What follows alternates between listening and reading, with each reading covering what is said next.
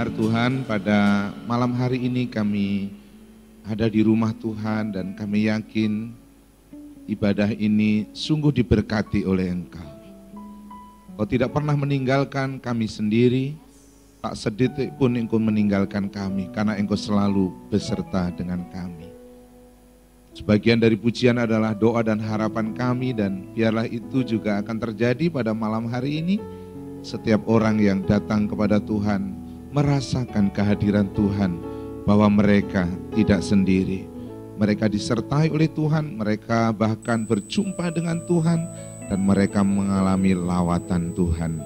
Sebentar kami mau mendengar firman, bahkan kami diberi kesempatan untuk membaca firman. Dan apa yang kami baca, apa yang kami dengar, biar itu jadi berkat dalam kehidupan kami semua. Kami siap untuk membaca firman, kami siap bahkan untuk merenungkannya, dan akhirnya mempercayai dan melakukannya, dan kami siap untuk diberkati oleh Tuhan. Dalam nama Tuhan Yesus Kristus kami berdoa. Amin. Silakan duduk.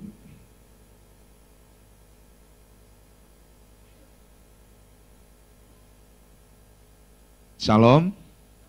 Shalom. Kita sekarang sudah boleh kasih salam kok satu dengan yang lain. Coba kasih salam, shalom gitu ya. Ya, kita sudah masa endemi ya. Ya, bahkan mungkin kalau ada yang belum kenal, boleh kok kenalan gitu ya. Kiri kanan, kita ini satu keluarga, termasuk saya kalau ibadah gitu ya. Ketika sudah pujian penyembahan dan praise, dan biasanya lagu kedua, saya itu suka ke belakang gitu ya. Kenapa? Memperhatikan, melihat, simat, oh gitu. Bahkan jujur banyak yang tidak saya kenal. Cuma wajahnya mungkin saya ingat, oh ini ibadah gitu di Bethlehem. Cuma nama-namanya nggak bisa kami kenal. Nah untuk itu saya rindu kita semua boleh masuk dalam sebuah komunitas di gereja kita, namanya Komsel Prinsip 12. Supaya apa? Minimal kalau kami tidak dikenal gitu, kami nggak kenal saudara, tapi para hamba-hamba Tuhan di sini, para penata layan itu mengenal saudara gitu ya, supaya nanti kalau ada pergumulan, ada hal-hal yang mau disampaikan lebih cepat begitu. Nah, kasih salam lagi, saya senang berjumpa denganmu gitu ayo. Tidak hanya salam tapi senang berjumpa denganmu. Nah, gitu ya. Haleluya. Haleluya. Saya akan khotbah dengan judul Iman yang berkualitas sanggup menembus batas. Iman yang berkualitas sanggup menembus batas. Saya rindu seperti kata firman yang sebentar kita akan baca dan kita pelajari, akhirnya menjadi sebuah pengalaman perjalanan rohani kehidupan Bapak Ibu Saudara di tempat ini. Persis cerita di masa lampau yang akan kita bahas tentang Sadrak, Mesak, dan Abednego. Bagaimana zaman dulu orang-orang itu yang cinta Tuhan, mengasihi Tuhan itu, yang punya iman itu mengalami perjalanan dengan Tuhan. Persis seperti lagu tadi. Mengalami penyertaan Tuhan. Dan itu benar-benar dirasa.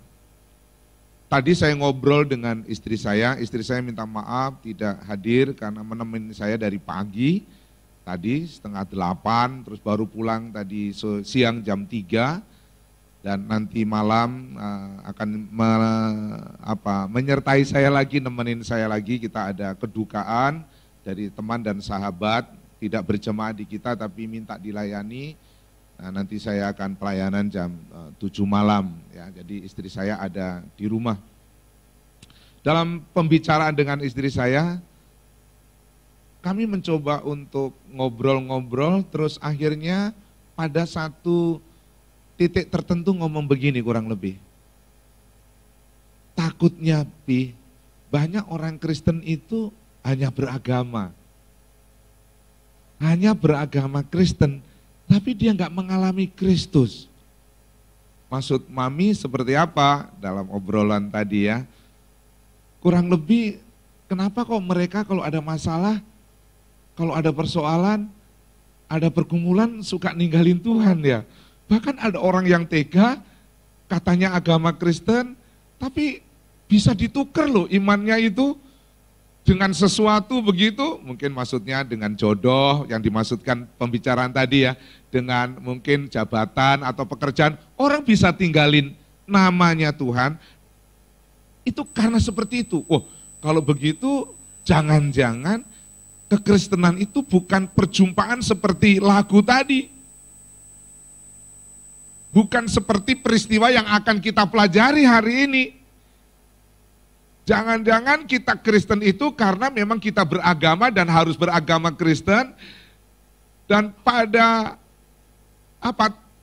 titik tertentu sebenarnya kita belum sampai sungguh-sungguh berjumpa dengan Tuhan di dalam kehidupannya.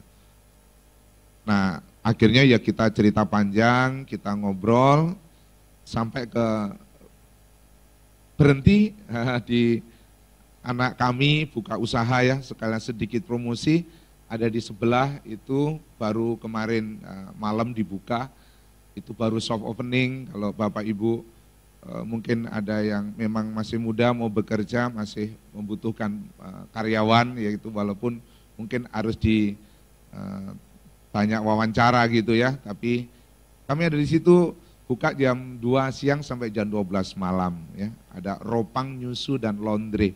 Nah, itu usaha Candy. Nanti saya ceritakan juga betapa orang Kristen itu mengalami banyak hal tapi harus bangkit gitu. Harus bangkit. Gitu. Nah, saya mau pastikan bahwa hari ini kita beribadah di hari Minggu. Hari Minggu itu hari Sabat, hari perhentian. Tuhan gak mau ciptain apa-apa, Tuhan gak mau ngapa-ngapain, konteks Alkitab hanya mau berurusan ketemu dengan umatnya. Itu Sabat. Jadi yang disebut Sabat, hari perhentian itu artinya Tuhan gak mencipta, tapi Tuhan mau berjumpa dengan umatnya. Dan saya mau pastikan saya dan saudara adalah umat Tuhan dan kita berjumpa dengan Tuhan. Kita tepuk tangan buat Tuhan. Jadi kekristenan kita tidak sekedar agama, tapi kita memang percaya dan punya iman kepada Tuhan, dan kualitas imannya itu muncul sehingga menghasilkan sebuah karya-karya yang hebat dalam perjalanan rohani kita masing-masing, sesuai dengan konteksnya masing-masing, sesuai dengan pergumulannya masing-masing, sampai hal-hal yang tidak mungkin menjadi mungkin. Itu istilah yang kita akan bahas tentang sanggup menembus batas tembok yang mungkin dibangun oleh iblis, yang mungkin dibangun oleh siapapun, dan imanmu itu menjadi sebuah iman yang real. Kita kan beriman kepada Tuhan yang gak kelihatan, tapi ketika kita berani percaya kepada Tuhan, dan akhirnya itu ada sebuah perjumpaan, sampai imanmu itu sungguh luar biasa sama Tuhan Yesus. Kalau sudah begitu, ya, Ibu Yanti sebagai pendeta, saya sebagai pendeta, banyak pendeta di tempat ini, mungkin duduk di belakang ya sebagian, kami gak ragu gitu, kami semakin pede gitu ya. Jadi kami akan semakin melihat karya-karya Tuhan yang besar di dalam kehidupan saudara. Katakan amin. Kami akan semakin melihat hal-hal yang luar biasa di dalam kehidupan saudara. Bulan yang lalu saya baru aja khotbah bersaksi tentang Pak Jenli. Baru aja. Khotbah itu hari Minggu tak suruh bersaksi. Pak Jenli akhirnya mengalami masalah yang mirip tapi lebih dahsyat. Karena saya langsung datang. Kalau waktu itu saya diinfo Bu Yanti sudah datang duluan pelayanan. Nah, saya kemarin melihatnya itu dan saya datang sendiri ke tempatnya. Dengan beberapa penata layan yang sudah hadir di sana. Dan saya melihat memang kekristenan pada akhirnya bukan agama. Kekristenan adalah perjumpaan dengan Tuhan dan mengalami lawatan Tuhan, dan kita berkata Tuhan itu ada. Kita tepuk tangan buat Tuhan, Tuhan itu ada. Kisah daripada orang Israel, orang Ibrani, sebenarnya tokoh Daniel itu ada 4 ya, Daniel sendiri, tapi diceritakannya lebih banyak dalam cerita khususnya mulai pasal 1, pasal 2 sampai ke pasal 3 ini tentang Sadrak, Mesak, dan Abednego. Siapa mereka? Mereka ini sebenarnya adalah orang-orang yang memang awalnya hidup nyaman. Karena Daniel itu, Sadrak, Mesak, Abednego itu adalah keturunan dari bangsawan. Hidup di lingkungan kerajaan. Tapi ternyata Yehuda pada zaman kerajaannya Yoyakin, singkat cerita Yerusalem dikepung dan akhirnya dihancurkan oleh Babel. Singkat cerita akhirnya rajanya ditawan termasuk beberapa anak muda. Yaitu Sadrak, Mesak, Abednego. Jadi mereka sekarang tidak ada di Yerusalem, kerajaan selatan, kerajaan utara itu Samaria, ibu kotanya. Tapi dalam konteks sejarahnya itu mereka akhirnya ditawan, akhirnya dibawa. Singkat cerita mereka dipekerjakan dan sebagai tentu tanda kutip budak karena di negara orang asing walaupun kerjanya di istana, walaupun kerjanya itu di tanda kutip lingkungan kerajaan. Dan apa yang terjadi sampai pada pasal 3 kurang lebih begini, rupa-rupanya Daniel, Sadrak, Mesak, Abednego walaupun bekerja di negara orang lain sebagai orang tawanan, dia ini orang hebat. Sehingga orang ini pinter, anak-anak ini kecerdasannya luar biasa, karena akhirnya semacam dia memiliki kehidupan lebih baik, banyak orang iri. Singkat cerita ada orang yang cemburu, dan singkat cerita akhirnya lapor kepada raja. Raja, tahu nggak raja? Nggak tahu, memangnya ada apa? Gini loh raja, ada kelompok orang Yahudi, orang Israel, itu kalau semua pada nyembah pada patung, buatan tangan raja itu, tapi 3 orang ini nggak mau. Oh begitu, bener katamu, bener. Swear, disamber apa? Berkat, jangan geledek. Singkat cerita benar, dipanggillah itu Sadrak, Mesak, Abednego, bener nih, aku mendengar bahwa engkau gak mau menyembah patung buatanku. Tapi hari ini aku ngomong samamu, tidak ngomong ini titah. Kalau titah itu perintah seperti sabda panggitorastu, artinya sabda raja, seperti sabdanya Tuhan, gak bisa ditolak. Aku perintahkan engkau hari ini ketika ada bunyi seruling, bunyi gendang, bunyi gambus, dan macam-macam itu bunyi, maka dalam hitungan tertentu semua akan menyembah dan engkau pun harus menyembah.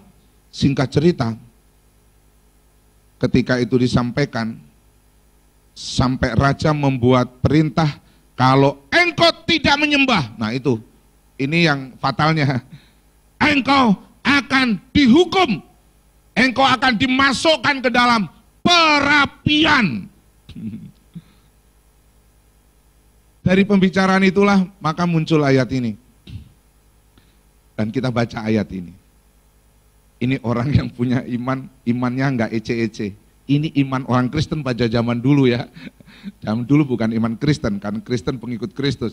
Ya tetap Kristus sudah ada pada masa lampau.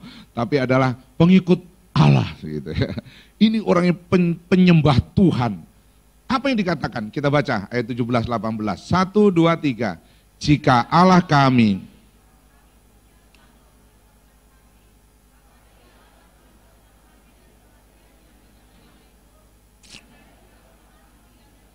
tetapi hendaklah Tuanku mengetahui ya Raja,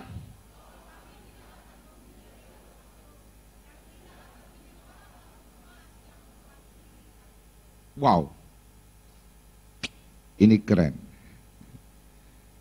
ini luar biasa saudara, ini dahsyat, inilah iman yang sejati, iman yang berkualitas. Nah, seperti apa iman yang berkualitas itu? Tolong klik. Seperti apa yang sudah saya sampaikan pada ayat 15 sekarang. Jika kamu bersedia demi kamu mendengar bunyi sangkakala, seruling, kecapi, rebab, gambus, serdam, dan berbagai-bagai jenis bunyi-bunyian, sujudlah menyembah patung yang kubuat itu. Tetapi jika kamu tidak menyembah, kamu akan dicampakkan seketika itu juga ke dalam perapian yang menyala-nyala. Dan dewa manakah yang dapat melepaskan kamu dari dalam tanganku? Coba perhatikan itu. Kalau orang Kristen kira-kira diperhadapkan seperti ini dalam hidupnya, apa yang terjadi?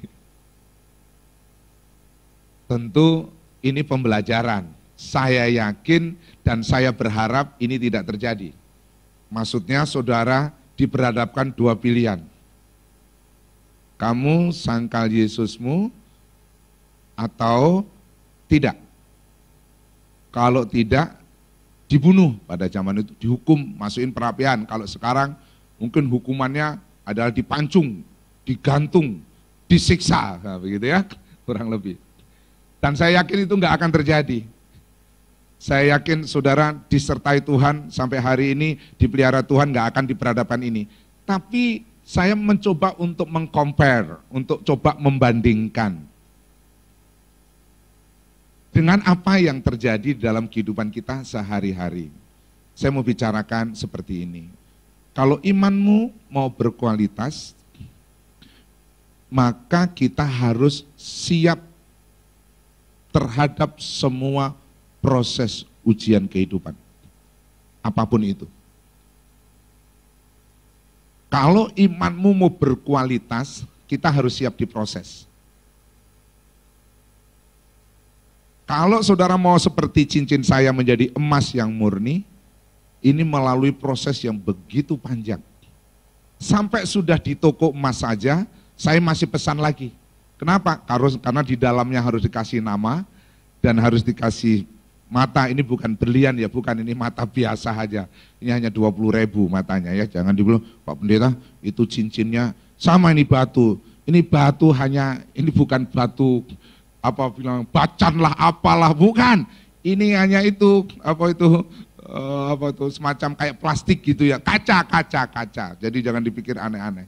Tapi kalau kita mau murni, memang orang Kristen harus siap terhadap proses yang namanya ujian kehidupan.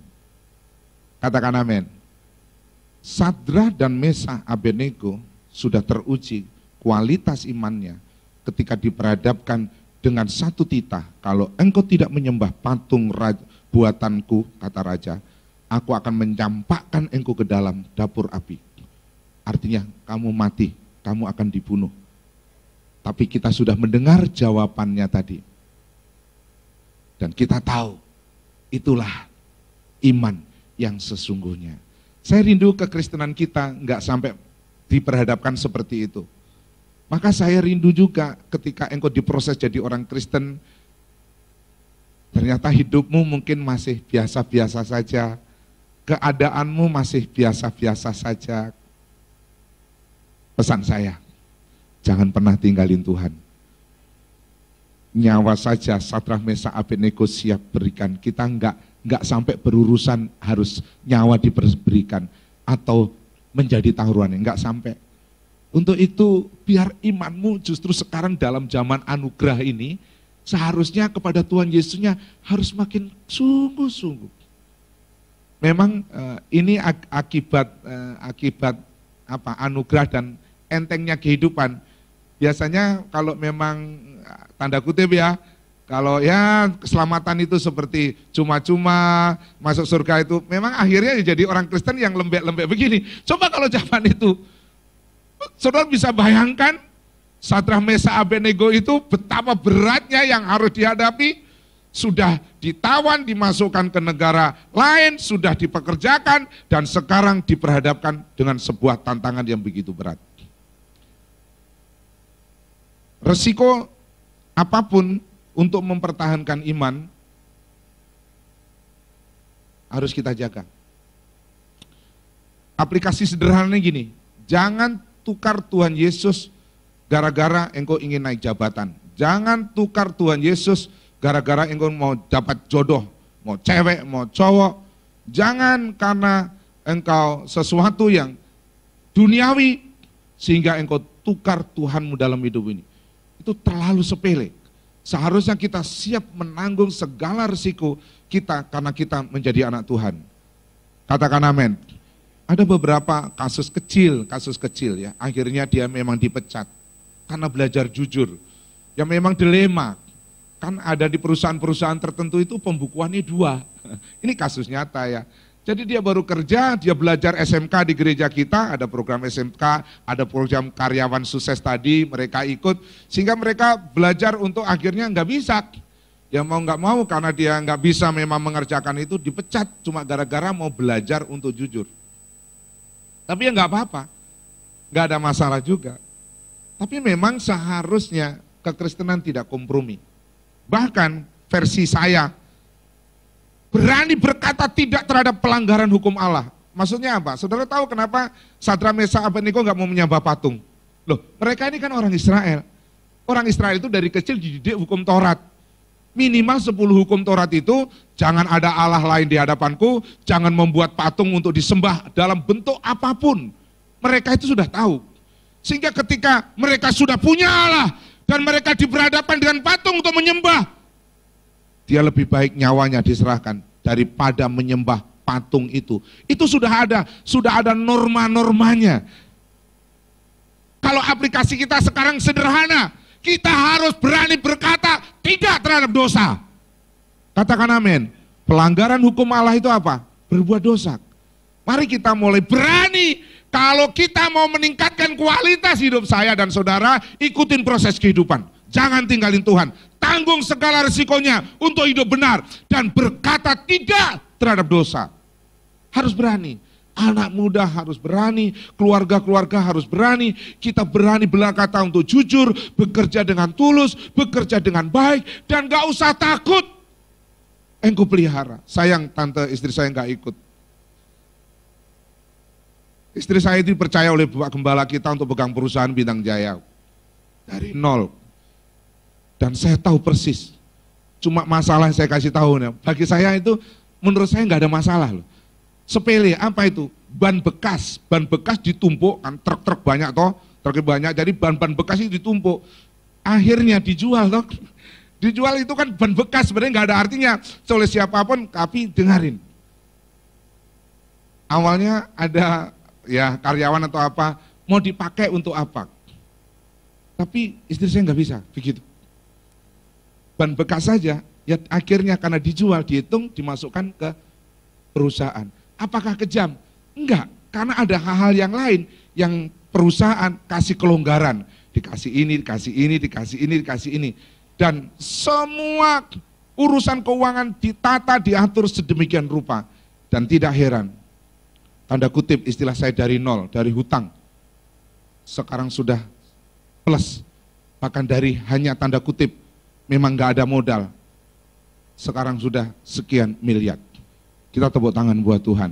Maksud saya gini, kalau kita berani berkata tidak terhadap dosa, jangan takut, hidupmu pasti akan dipelihara Tuhan. Percaya saja, jangan gara-gara masalah hal seperti itu, engkau akhirnya mengorbankan imanmu, engkau akhirnya menjadi orang Kristen yang gak punya value, engkau akhirnya menjadi orang Kristen tanda kutip olok-olok. Memang berat, tapi Sadrak, Mesak, Abednego berani berkata tidak terhadap apa yang menjadi perintah raja karena dia tahu dia tidak mau melanggar hukum Allah. Dan salah satunya perintah dari 10 hukum Tuhan itu adalah jangan membuat patung dan untuk disembah.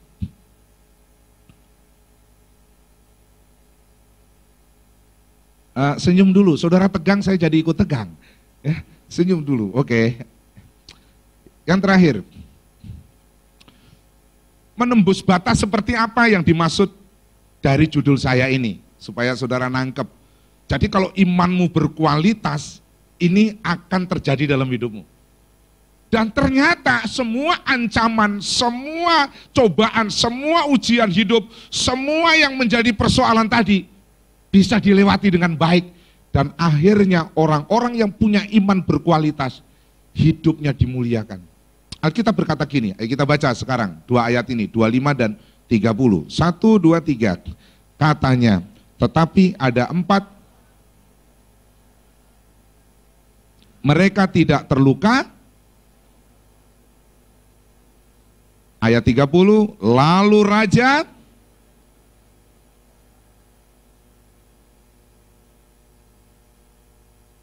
singkat cerita, akhirnya karena dia nggak mau menyembah, ini Sadrak, Mesak, Abednego diikat dengan jubahnya, bajunya, apa yang ada pada dia.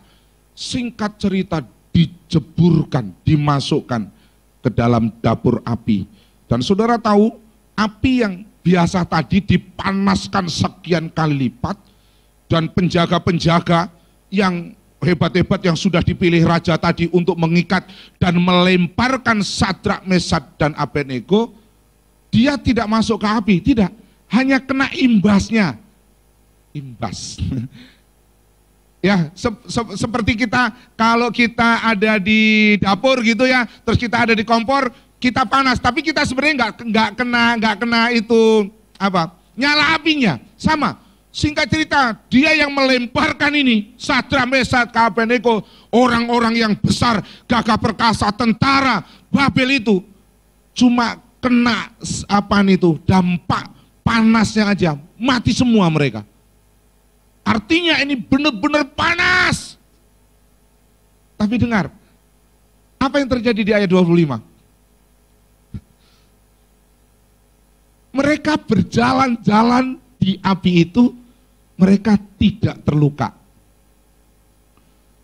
Kalau saya dan saudara biasanya kena panas, kena api atau kena apapun ke kulit, biasanya langsung melepuh. Kalau saudara nggak sabar begitu ya, karena melepuh, ambil jarum langsung ditusuk, cus gitu ya. Tanpa sadar itu membuat infeksi tambahan, padahal jangan, nggak usah begitu. Tapi semua kalau kena api itu bisa melepuh, bisa terbakar, bisa luka.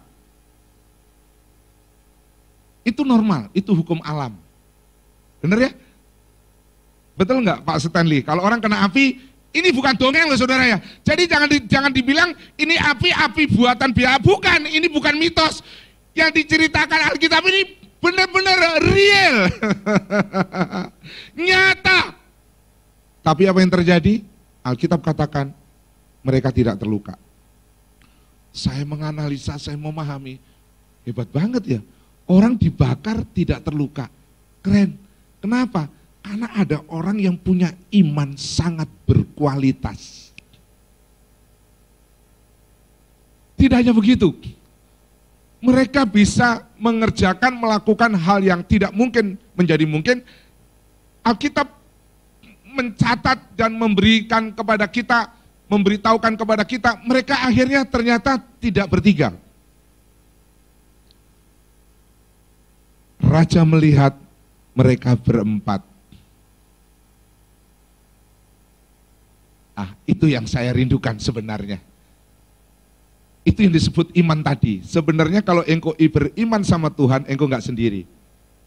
Ada Tuhan yang menyertaimu dimanapun engkau diperlakukan orang dengan tidak baik, dengan tidak adil, dengan apapun, engkau bisa menembus semua hukum alam bisa nggak terjadi dalam hidupmu, dalam pengertian engkau bisa mengalahkannya. Seharusnya orang kena api terbakar, tapi dia bisa tidak terbakar. Seharusnya engkau bisa rusak, engkau bisa hancur, tetapi karena ada Tuhan yang menyertaimu, engkau tertolong.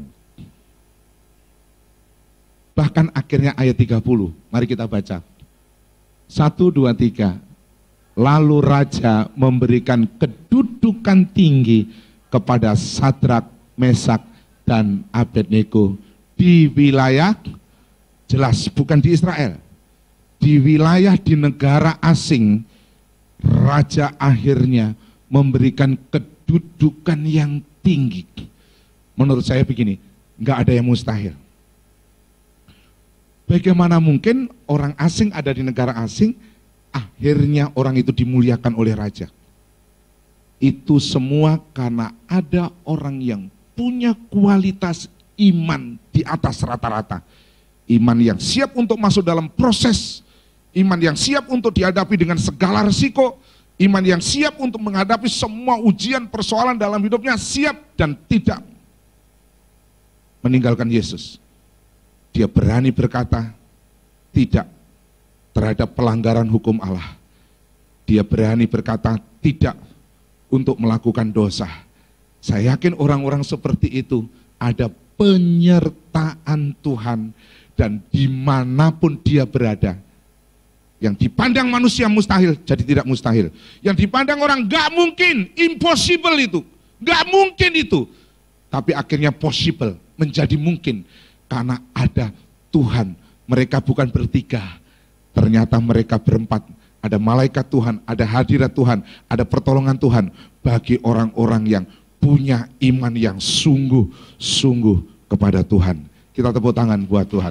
Saya rindu suatu saat hidup saudara dimuliakan dengan cara Tuhan. Saya rindu saudara menikmati semua berkat Tuhan.